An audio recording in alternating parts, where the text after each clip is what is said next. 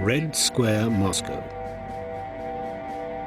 It is here that the world's first modern mummy was created in 1924, and where it still lies to this day. This is the body of Lenin, Russia's first communist leader. But few people realize that Lenin's mummy today is the result of a 70-year experiment conducted by a secret Moscow laboratory. Even fewer are aware that the Russian scientists worked on hundreds of human bodies, including some of the world's most infamous dictators.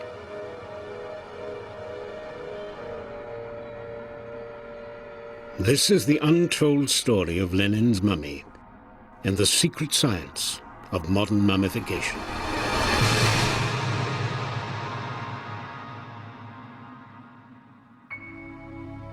"2,000 years after the last Egyptian pharaohs were mummified, an ancient ritual was revived in early 20th century Russia.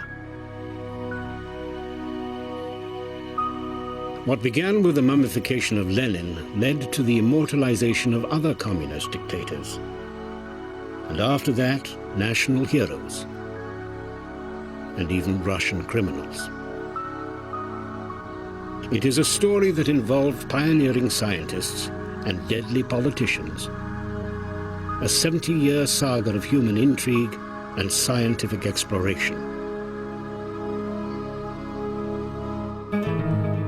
This incredible chain of events began in Russia, the year 1923.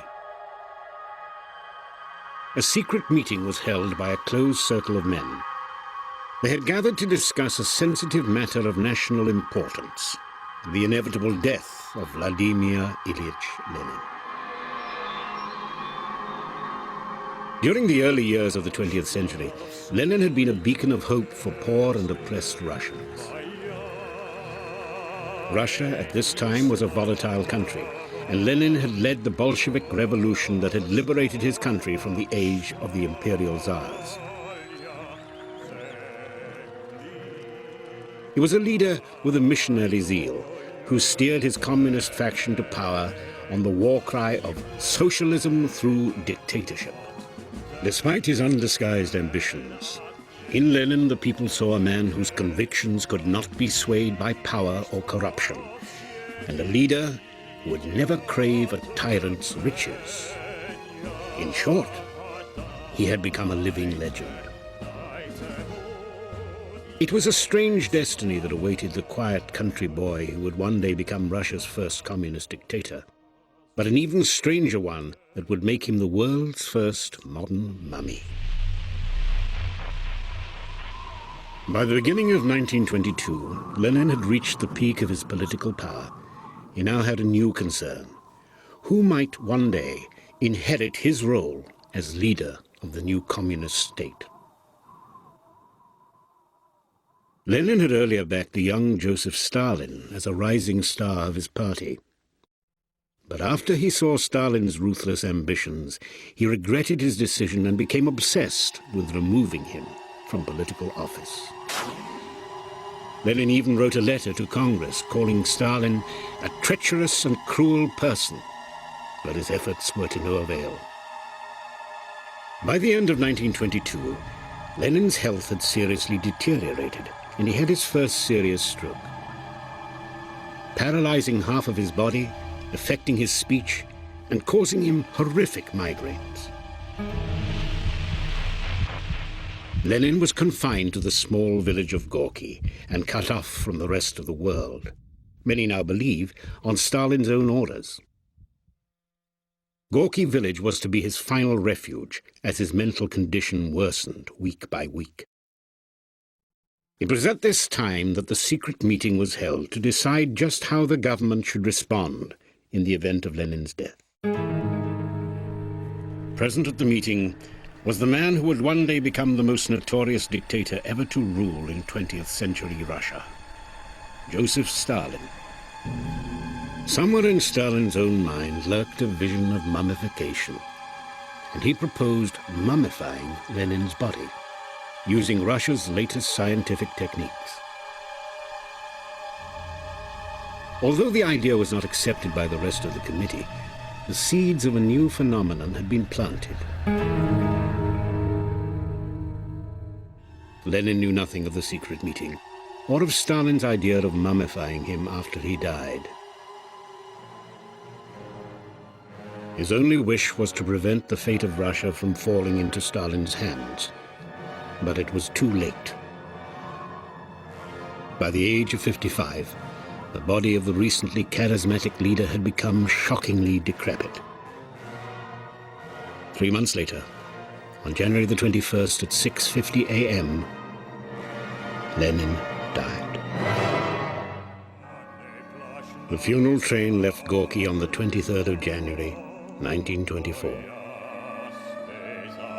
Inside, his body was being taken to Pavletsky station in Moscow, Russia's capital city. The temperature outside was minus 30 degrees centigrade.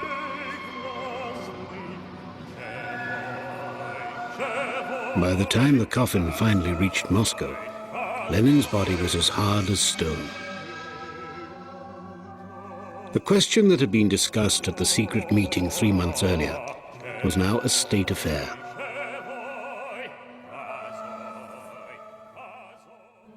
Some government members felt that a traditional burial was not good enough for Lenin. The most noticeable advocate of an alternative to burial was a man who everyone feared, Felix Dzerzhinsky. He was the head of the political police, an organization that would one day become the KGB. Возник вопрос о том, как быть дальше с его прахом. Состоялось заседание комиссии по увековечению памяти Ленина, тогда еще по похоронам Ленина, и на нем Дзержинский высказал мысль о том, что тело Ленина надо сохранить. Dzerzhinsky also said that working people from both the Soviet Union and communists from abroad ought to be able to see the body of their national hero. Он говорил о том, что вот цари когда-то бальзамировали, потому что они были цари, но Ленин был таким выдающимся человеком, который рождается раз в столетие. Lenin's wife Krupskaya, however, was against the idea of trying to preserve her husband's body. She said that Lenin himself would have hated any talk of celebrations or monuments being built in his name, and would have preferred a simple burial, fit for a man of the working classes. But Krupskaya was up against both the head of the political police and Stalin. Both of them were in favor of somehow keeping Lenin's body unburied. Despite their differing opinions, the Soviet government began to prepare for a traditional Russian burial. The frozen ground outside the walls of the Kremlin were exploded with dynamite in order to construct a wooden mausoleum to house Lenin's tomb. Lenin's body was temporarily placed inside a state building known as the Hall of Pillars. Thousands of mourners flooded in to witness firsthand the famous man's body. In the first 4 days that it stood in the ice-cold hallway, 500,000 mourners came to pay their last respects.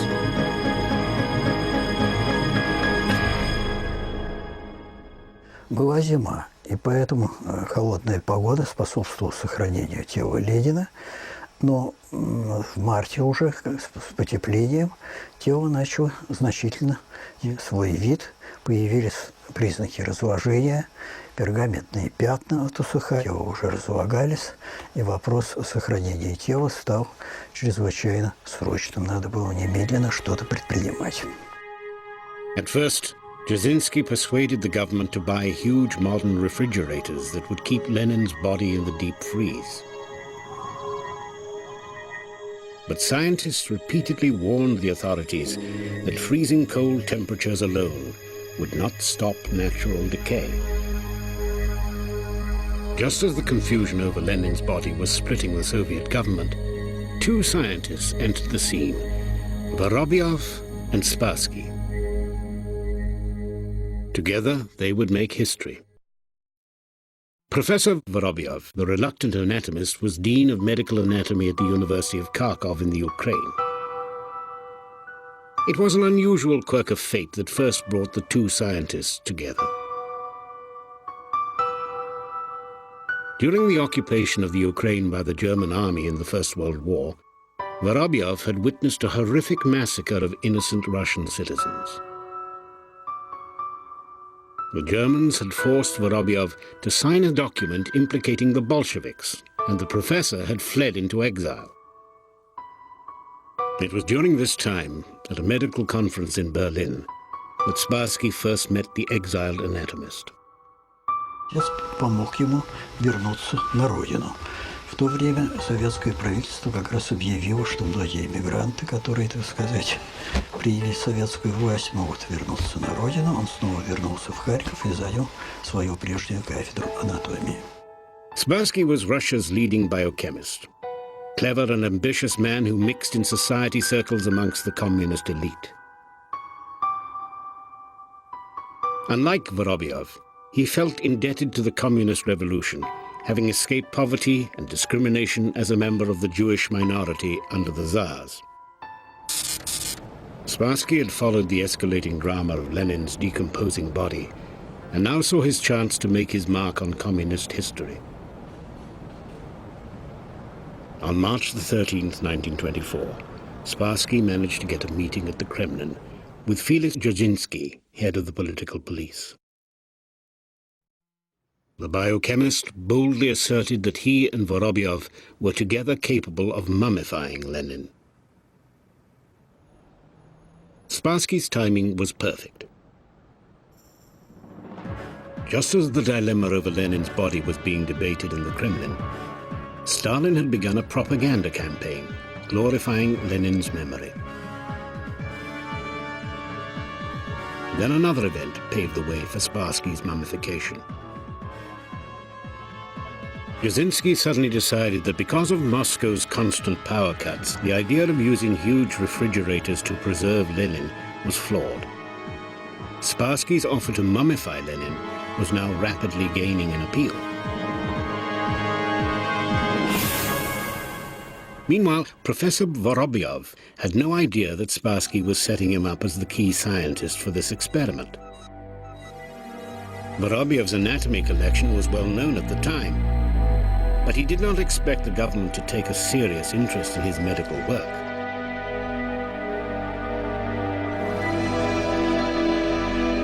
Soon after Spassky's meeting with the head of the political police, the once exiled professor received a visit from a Kremlin confidant. He was carrying a very special message. The Kremlin ordered him to create a modern mummy out of Lenin's decaying corpse.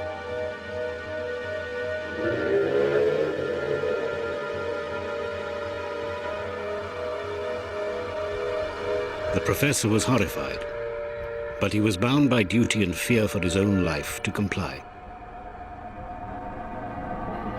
Vorobyov and Spassky were now the official members of the mummification team.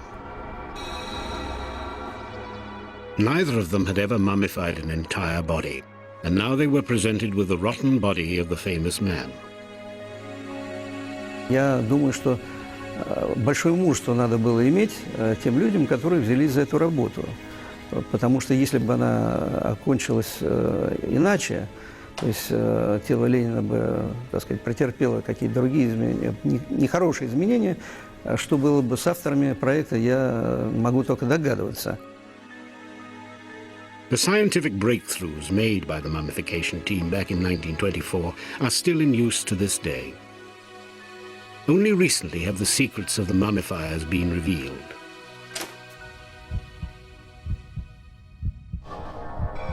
Their biggest fear was to damage Lenin's corpse forever. So the team experimented on other dead bodies brought into the secret lab.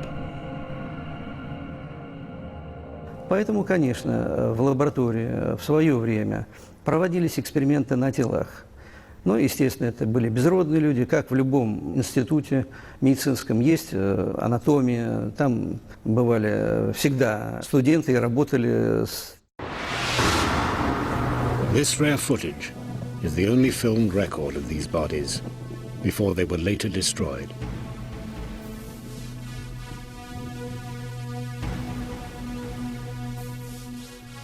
В лаборатории при мавзолее ставились эксперименты вот на таком материале. Значит, хорош этот метод, плох этот метод, дает ли он возможность, так сказать, вот, получить какие-то результаты или нет. The result they were looking for was the ultimate formula for postponing the decay of human bodies.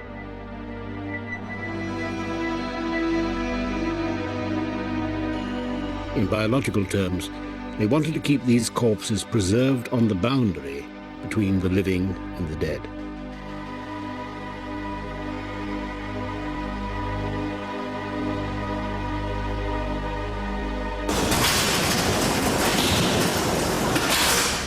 The body being filmed here as it is prepared for treatment is known by the mummifiers as Lenin's twin, a test body similar to that of Lenin himself. It is in fact the corpse of an old man found at a train station in Moscow in 1949. The police found no documents or evidence of living relatives. So the nameless man was taken to the laboratory where all new innovations were carried out on him before being applied to Lenin himself. 2,000 years earlier, the mummifiers of ancient Egypt had their own scientific methods of preserving human bodies. First, they would scoop out the organs of the deceased using surgical tools. Then they would dry out the bodies using a moisture-absorbing salt called natron. Vorobyov also had to remove Lenin's organs, all of which were thrown away except for the heart and the brain. These were said to have been destroyed at a later date, so that the mummifiers were left to work on only the empty shell of Lenin's body.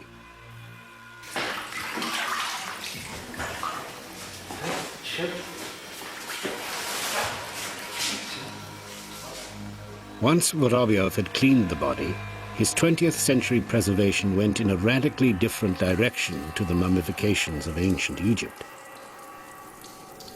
Vorobyov was expected to create something that not even the ancient Egyptian mummifiers had been able to do. Their mummies had become dried-out corpses, but the Russian government wanted a body that looked real. Vorobyov was the first ever scientist to successfully achieve this. The secret was using the right chemicals in the right proportions. A tank was filled with a mixture of glycerin and potassium acetate. Glycerin was used to prevent the body from drying out. Potassium acetate kept the body's shape and natural color. Together, these two chemicals formed the breakthrough formula that would alter the history of human preservation.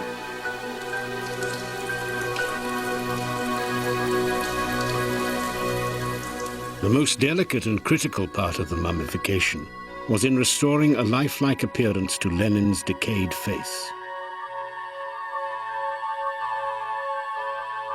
Since color photography had not yet been invented, the government had earlier commissioned a famous artist, Boris Pasternak, to record the colors of Lenin's skin. They had wanted to somehow make a last record of his real-life appearance. The original color charts still exist. They show in minute detail the exact colors of different parts of the corpse's face. One color for a blemish on his head, another for his nose,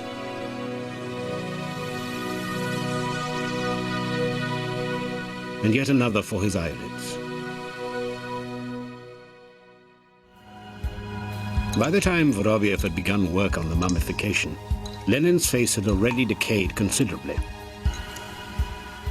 What would people think if they knew that Russia's most famous icon had lost his face? Работа была чрезвычайно напряженной и, так сказать, опасением возможного неуспеха, который, естественно, грозил самыми тяжелыми последствиями. Under the highest pressure, The mummifiers needed to perform the impossible. The team began a chemical assault on the bacteria and mold that were causing most of the decay. The chemicals they used were hydrogen peroxide and acetic acid, substances that literally burned off the fungus from the skin. No one had ever tried this before. Заключалось в том, чтобы сохранить прижизненное сходство, и опыта в этом отношении в мировой истории не было. To restore his appearance, they placed glass eyes into the sockets where the skin had become sallow and sewed up his eyelids, creating a more peaceful expression. His face and hands were the most important, since only the scientists would ever know what the rest of Lenin's body really looked like.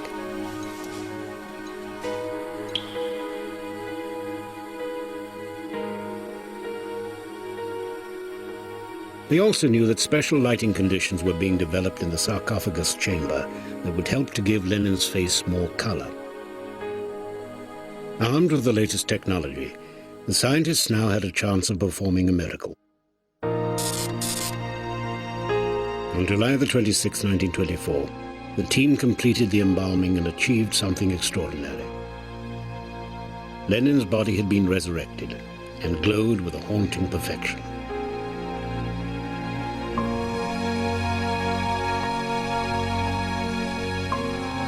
Those who had lived through the revolutionary years could now get closer than ever to the legendary figure. And there he was, just inches away, behind only a pane of glass.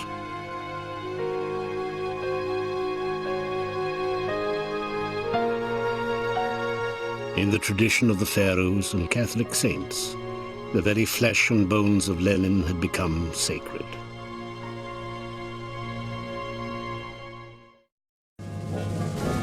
Stalin's campaign had worked. Tens of thousands of men, women, and children flocked to see Lenin's body. He had become a cult. For the scientists, the mummification was to change their lives forever. They were both paid handsomely. 700,000 rubles, a huge amount, especially in an era of such great poverty. Nevertheless, the government forbade them to publish the chemical formula that they had pioneered. This double-edged relationship was to continue throughout the whole Stalin era. And Vorobyov never forgot how quickly fate could turn against you in communist Russia. So far, Spassky and Vorobyov had done well. Ilya Spassky, son of Lenin's mummifier, remembers these strange times. Воробьева я помню примерно с 21-22 года.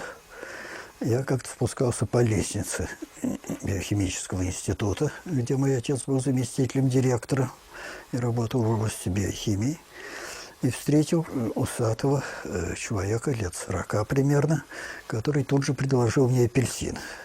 Мне было тогда 9 лет. Апельсины я в жизни не видел, потому что НЭП только-только начинался. Было голодное время, и никак не мог понять, что это такое. Ilya joined his illustrious father in 1931, after Stalin expanded the laboratory. The team continued their fight against bacterial decay. Every time Lenin's body became infected through contact with the public, the scientists responded with further experiments. Ну, естественно, при сохранении тела тоже было немало волнующих моментов. Вспоминаю, как однажды появилось черное пятно плесени. Это пятно нам долго не удавалось удалить. Образец был послан в Институт микробиологии Академии наук. На следующий день пришел ответ, что это плесень Aspergillus niger, черная плесень, а методы борьбы – это сжечь или обработать концентрированной серной кислотой. Поскольку ни то, ни другое нам не подходило, нам пришлось продолжать экспериментировать, и, наконец, удалось его удалить. Stalin eventually replaced the old mausoleum with a magnificent new monument made of polished black granite and marble. The laboratory was also expanded and moved from the mausoleum to new premises in Krashin Street. Nobody walking past would ever have guessed that inside, 200 scientists were devoting their work to the ongoing mummification of Lenin.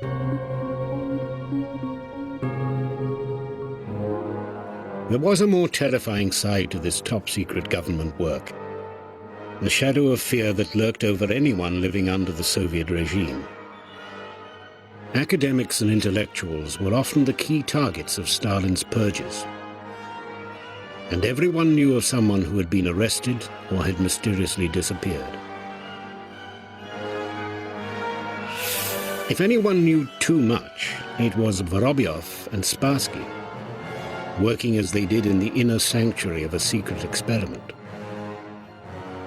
In 1937, Vorobyov mysteriously became ill and died during an emergency operation. This was a familiar occurrence during the purges, and nobody dared explore further. Время это, как известно, было самым страшным. Было полно репрессий, и немало людей гибло при самых загадочных обстоятельствах, поэтому и смерть Воробьева вызывает у меня немало сомнений. In 1952, Boris Spassky was suddenly arrested and thrown into prison. There he was cut off from his friends and relatives, and no one even knew of what crimes he had been accused. During the time Spassky was locked up, he had not even been aware of the momentous event that took place in 1953. Stalin, the great dictator, had died. His state funeral was grander than even Lenin's, and his name was carved onto the frontpiece of the mausoleum. The idea of mummification had been Stalin's in the first place back in 1923. Now he himself was mummified, 30 years later.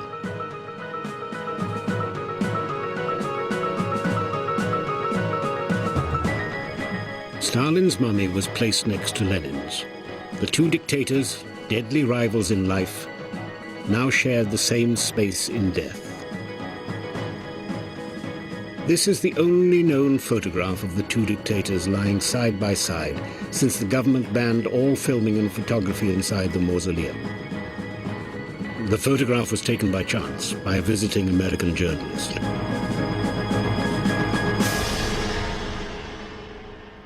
Eight years after his mummification, Stalin fell from grace and was secretly removed from the mausoleum. Even Stalin's name mysteriously vanished from the entrance. After Stalin's death, Spassky was released from prison. His son discovered some years later that a secret file had been prepared on them, accusing them of holding counter-revolutionary conversations. Stalin himself had added in the margins the words, "must not be touched until a substitute is found." Even though the charges were later dropped, Spassky was never again to set foot in the laboratory that he had pioneered. In 1954, Spassky died of a heart attack, taking all his secrets with him to the grave. He had in fact written a book that exposed the early years of the lab, but it was never published. To this day, Boris Spassky's books remain securely locked away inside government vaults. The Russian mummifiers did not just mummify communist dictators. In 1974, the Soviet government ordered the mummifiers to work on a 19th century hero of Russian history, Nikolai Pirogov. Pirogov was 71 when he died, making him by far the oldest body ever preserved by the lab. During the Crimean War, Pirogov became a hero of medical science. He was the first doctor ever to use anesthetics on the battlefield, transforming the horrors of amputations into the more formal experience of medical surgery. Pirogov became the Florence Nightingale of the Russian people, and despite his modesty, he was awarded the highest honors of achievement. When Pirogov died in 1881, His wife Alexandra had her husband embalmed and his body put on display in the crypt of her local village church in the Ukraine.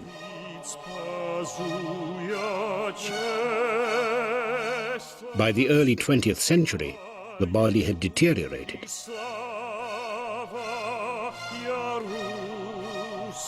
In 1974, the government decided to remove the withered body of Pirogov from the crypt and send it to the mummification laboratory.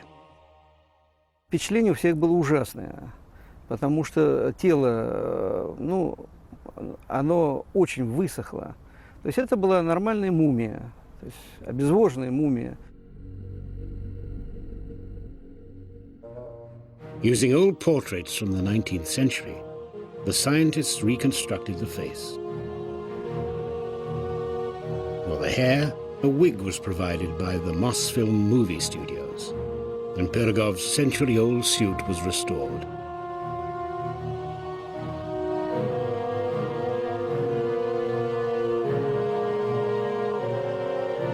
Реконструктивная работа, то есть были собраны скелеты вот этих кистей рук из тех же косточек, которые просто свободно уже валялись.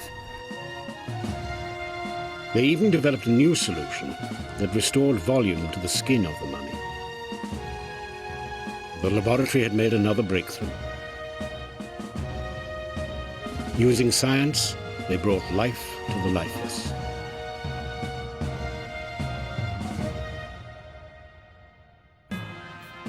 The story of modern mummification would not be complete without including a more sinister chapter in its history, how it came to mummify godfathers of the Russian mafia.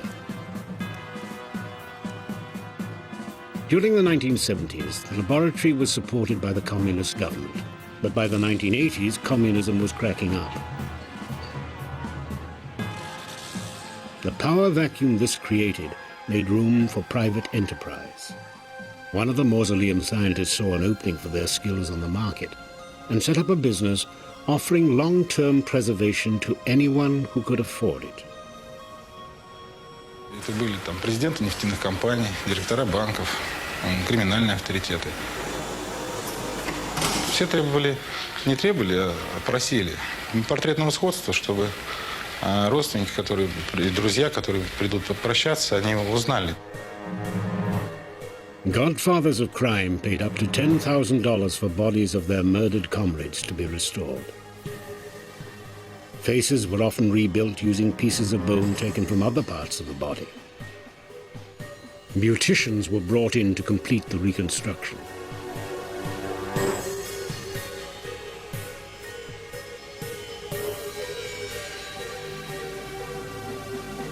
The very same room in which Stalin was mummified was probably being used to restore the looks of criminal godfathers. By the time the body was ready for its last rites, the deceased had undergone the same secret treatment as the communist dictators. Each godfather in turn was then buried in a funeral worthy of a head of state.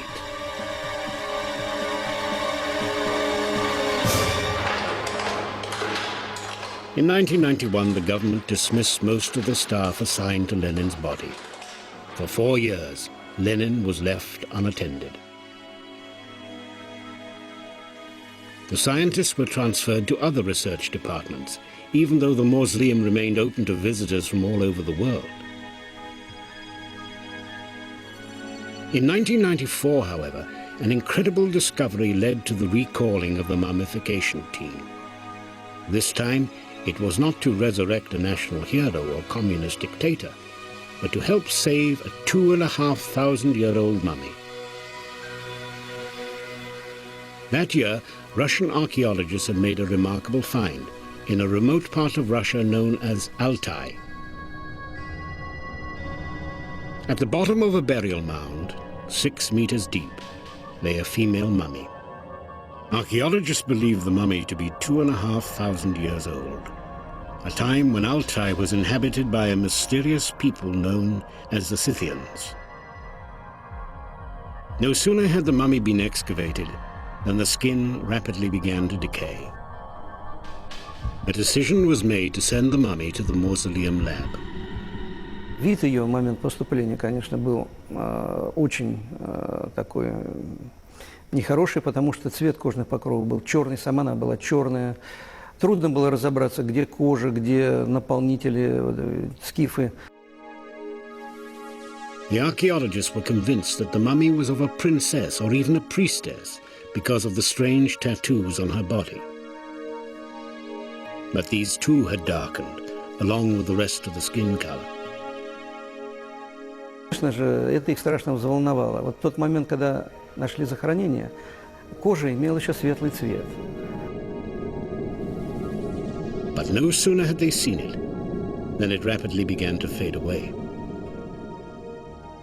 The team experimented on a small fragment of the skin, applying their skin-preserving techniques from the modern mummies on the ancient princess. И вот уже на кусочке кожи мы вдруг увидели, что когда он начал светлеть, появилась татуировка. Это было просто, сенсацией среди нас всех.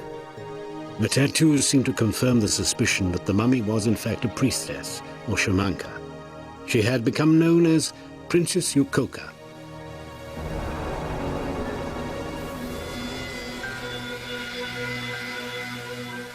One year later, the Altai burial pits revealed another astonishing treasure. The mummy of a warrior. Incredibly, the hair was still preserved.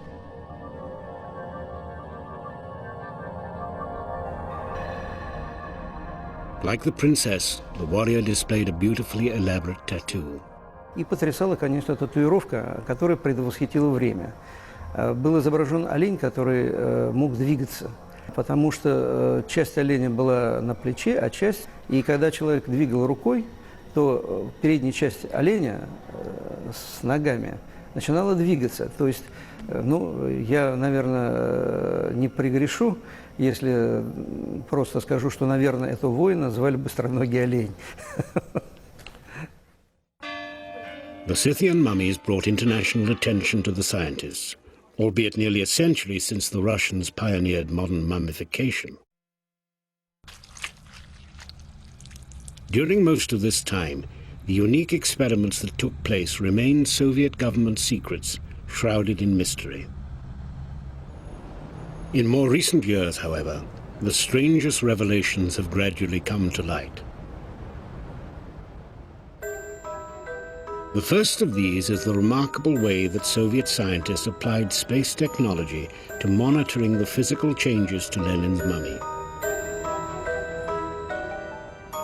This technology was first developed during the Cold War era, when the Soviet government was developing its defense program. And the space technology of the day was brought to the mausoleum. The same equipment used to scan surfaces from outer space was adapted to scanning Lenin. Using a technique known as stereophotography. Дело в том, что эта система, она построена по тому же принципу, что и аппаратура на спутниках, которая изучает земную поверхность. The cameras are able to record two separate points that are only the smallest fraction apart. If there has been any change in the shape of the surface, the experts will recognize it instantly. These test bodies belong to the laboratory collection, photographed in exactly the same way as Lenin.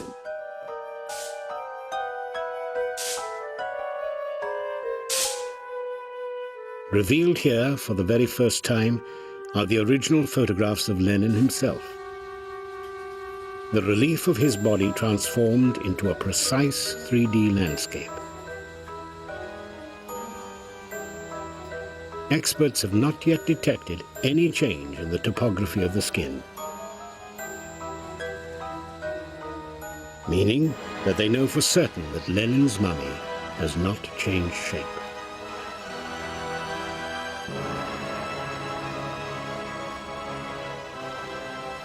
Another secret that has been revealed is the technology that lies inside the sarcophagus chamber. For the first time, we go behind the scenes of the mausoleum to see just how the Soviets have kept Lenin intact. We discover that the slightest change of temperature and humidity brought about by the presence of even a single human body can affect the mummy's condition. Incredibly, the Russians solved this problem over half a century ago when they applied the best Soviet engineering of its day to the mummy.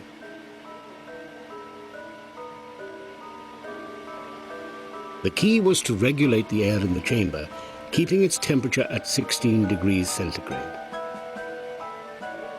As a result, Lenin's body has remained inside this unique sarcophagus, clinically protected against the bacteria and mold of the outside world from 1941 to the 21st century. The secrets of the Lenin mausoleum do not end here. It can now be revealed that a huge replica sarcophagus room has existed inside the lab for over 50 years.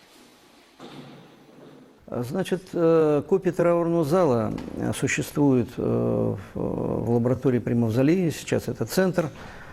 Дело в том, что это все называется экспериментальной установкой.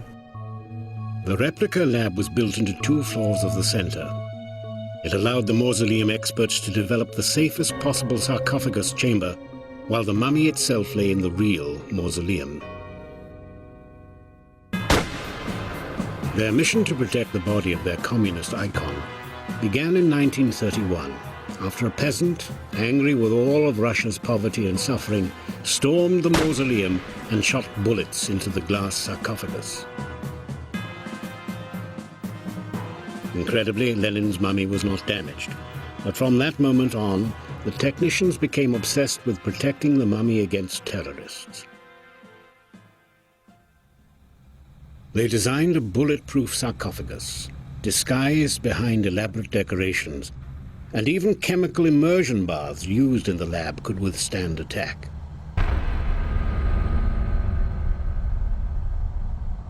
Scientists are now more than ever open about the laboratory and the incredible legacy they have inherited from the pioneering mummifiers. Between them, they know more about this strange science of modern mummification than anyone else in the world. But there are still some mysteries that not even the mummifiers themselves have resolved.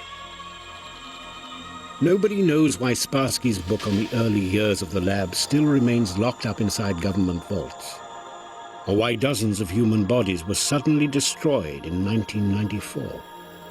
And there remain many unanswered questions about Stalin's secret laboratory. As the truth resurfaces, old rumors are once again re-examined. Perhaps the strangest of these rumors is that Lenin's brain was not destroyed at all, but instead taken to a former government research department known as the Brain Institute. This is the building where the Brain Institute was located between 1925 and 1938. Вот на эту тему я сказать ничего не могу, потому что вот этот институт мозга, он всегда был особняком. И говорят, что там пустынно в переходах. Вот, какая там сейчас идет научная работа, неизвестно. Так что какой-то информации вот такой мы просто не имеем. Since 1994, the Soviet government has in fact allowed the mummifiers to continue monitoring Lenin's body, but only in their spare time. And the mummification team has been reduced to a small but loyal corps of volunteers. То есть можно сейчас пройти по коридору и не узнать многих людей, потому что это уже другое учреждение. И сейчас представлена группа людей, вот та старая лаборатория, которая работает по проблеме, связанной с сохранением тела Владимира Ильича Ленина. The mummifiers have kept up the most important ritual of all, dismantling Lenin from the sarcophagus and taking his body to the lab. Inside the mausoleum, the body is still that of Lenin, the cult figure, but only the mummifiers know what really lies beneath his clothes. This is the first time the dressing ceremony has ever been filmed, being carried out here on Lenin's body double. This is exactly the same process that Lenin's mummy itself undergoes once every 15 months. Lenin's mummy is dressed in the same clothes that he wore when he was alive.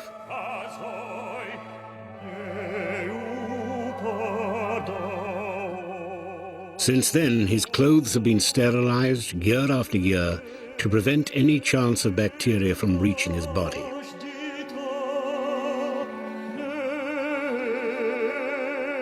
Although his body only receives this elaborate treatment every year and a half, the mummy is inspected twice every week.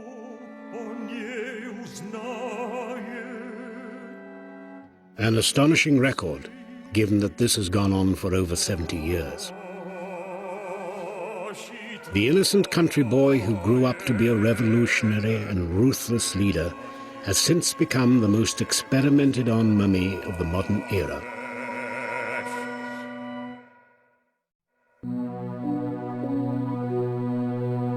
It has long been believed that Rasputin was poisoned, shot and drowned in the river by 5 disaffected Russian aristocrats. But was it really the work of the British Secret Service? A dramatic reassessment of the murder in Who Killed Rasputin, tomorrow night at 8 on the History Channel.